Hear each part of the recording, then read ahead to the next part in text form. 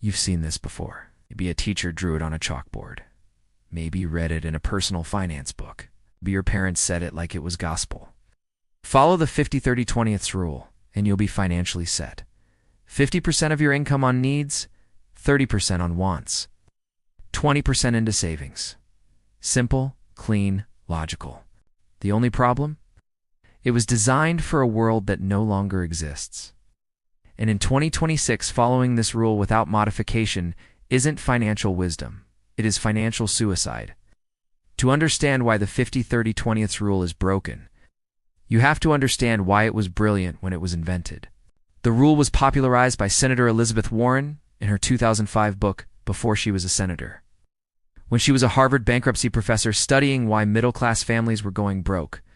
And in that context, in the early 2000s economy, building on post-war financial logic, it made complete sense. Here's what the world looked like when this rule was the right answer. In the 1980s, savings accounts paid 8 to 12% interest. In the 1990s, still 4 to 6%. Even in the early 2000s, a standard CD or savings account was offering 3 to 5% returns. Inflation existed, but savings rates roughly kept pace with it. So the math of save 20% was actually producing something. Your saved money wasn't just sitting there, it was legitimately growing. The 50-30-20 rule wasn't just advice in that economy. It was almost a guaranteed path to stability. Then 2008 happened. Financial crisis forced central banks worldwide to slash interest rates to near zero to keep the global economy from collapsing. And savings account rates, which had been declining since the 90s, fell off a cliff. Today, in 2026, the average standard savings account pays between 0.5% and 1%.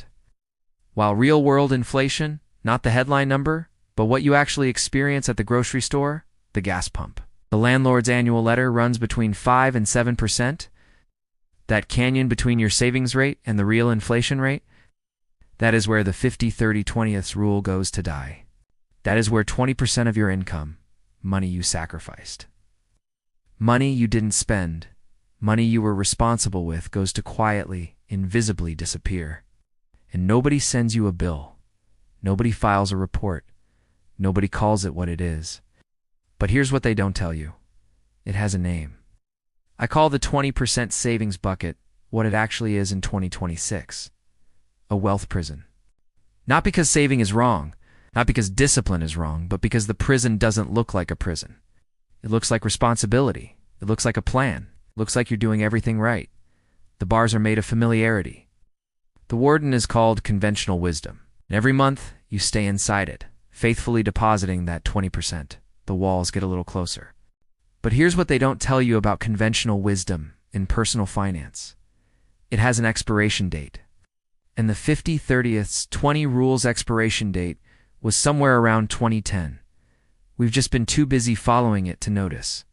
Let's stop talking in principles and start talking in numbers. Because the math of the 50-30-20th rule in 2026 is not ambiguous. It is not debatable. It is catastrophic. Let's take Sunil. He earns $5,000 a month after tax. He follows the 50-30-20th rule perfectly. $2,500 on needs. $1,500 on wants. $1,000 into savings. Sunil is disciplined. Sunil is responsible. Sunil does everything he was told. After 1 year, Sunil has saved $12,000. Now let's do the math that nobody put in the personal finance bestsellers.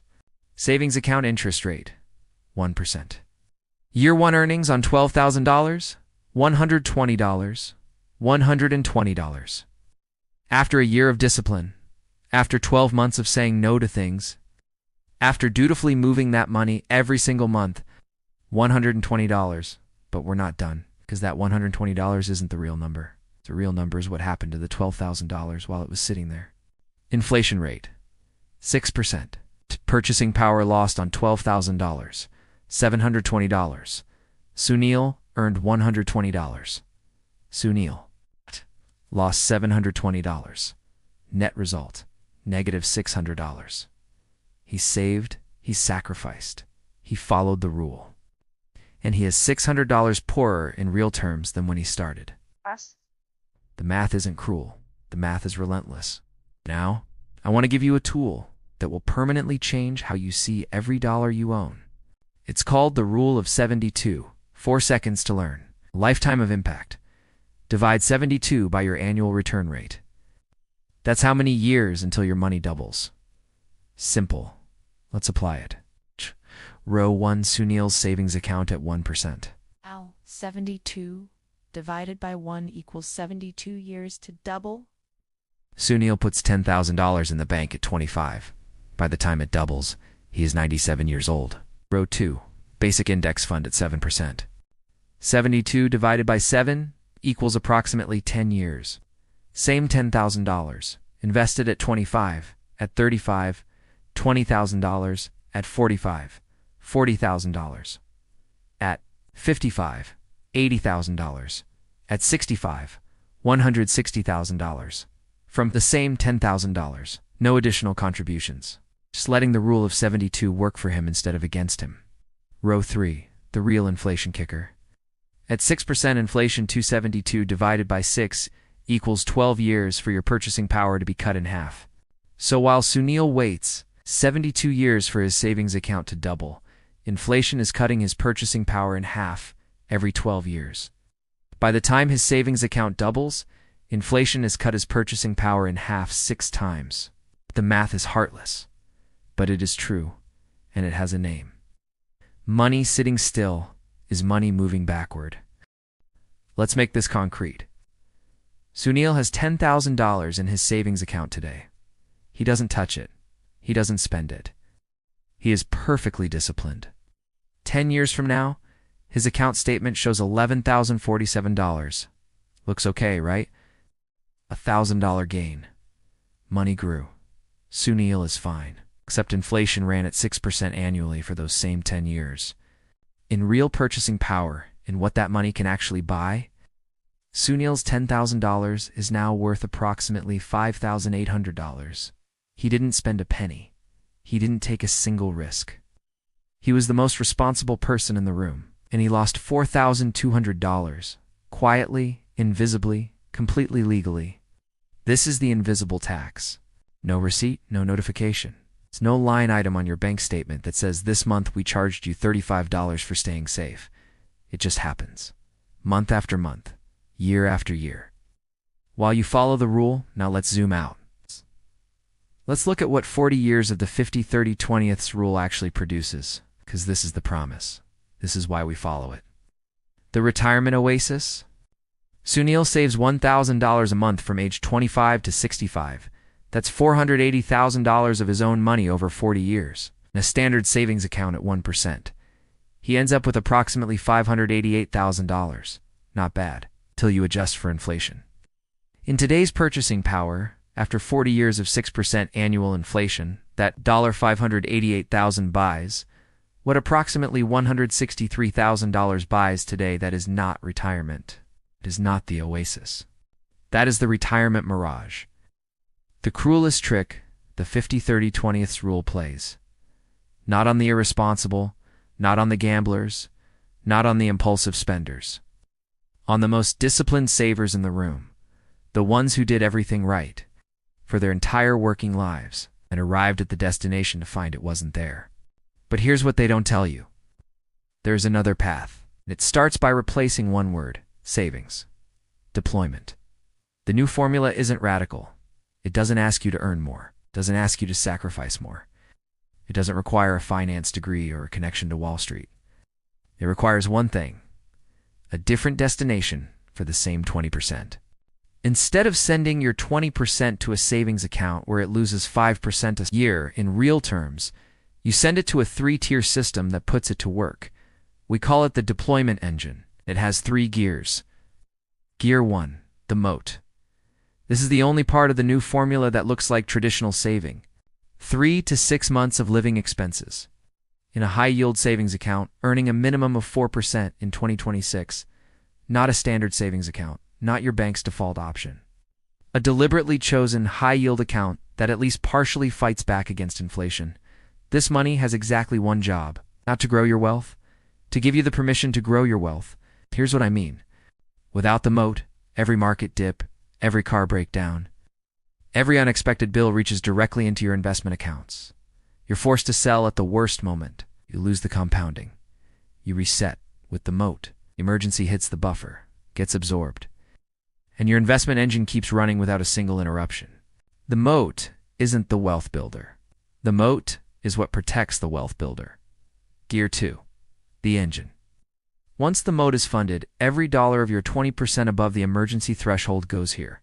Container 1, tax-advantaged accounts. Your 401k, your Roth IRA, max these first. The tax benefit alone is a guaranteed return that no savings account can match. Container 2, low-cost index funds. Broad market ETFs. Total market funds.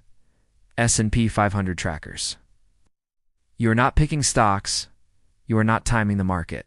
You're buying a small piece of every significant company on Earth and letting their combined growth work for you every single day. Container 3, automatic contributions. Set it, forget it. Never stop it. Remember the rule of 72? At 7% in a broad market index fund, your money doubles every 10 years. Not 72 years, not 30 years. 10 years. Sunil invests $1,000 a month starting at 25, at 7% average annual return age. Low.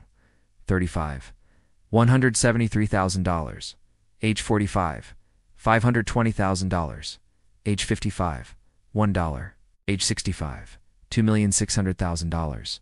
$2.6 million. From the same $1,000 a month that was going into a savings account and producing $163,000 in real value, same income, same discipline, same sacrifice. 16 times the outcome. The math is heartless, but now it's heartless in your favor. Gear 3, the offensive. This is where the formula separates the wealth builders from the wealth maintainers. Once the moat is solid and the engine is running, you start making ownership moves. Not customer moves, owner moves. And here's the distinction that changes everything. A customer pays the mortgage company.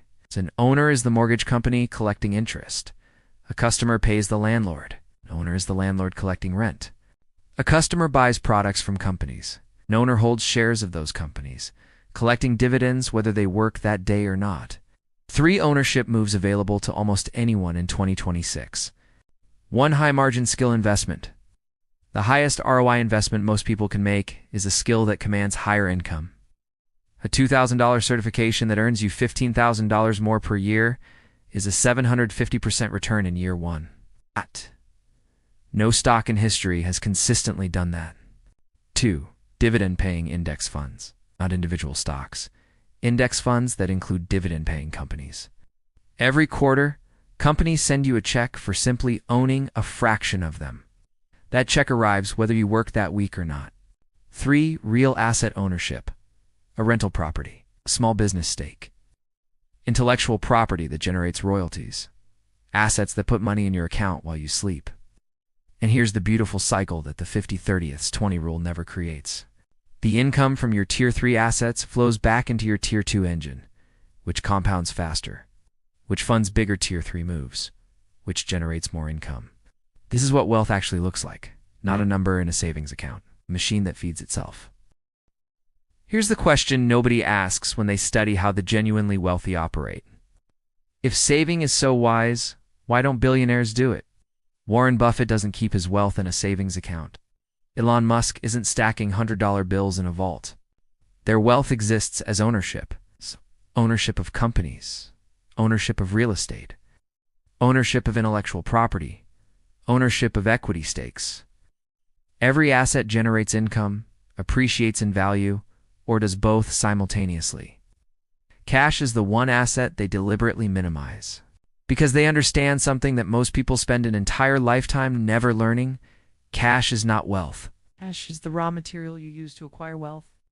And the moment you confuse the raw material for the product, you've already lost the game. And this brings us to the trap that nobody talks about in polite company. Why do people earning $150,000 a year still feel broke? Not people who are irresponsible, not people with spending disorders. Normal, educated, hardworking professionals. 6 figures and financially trapped.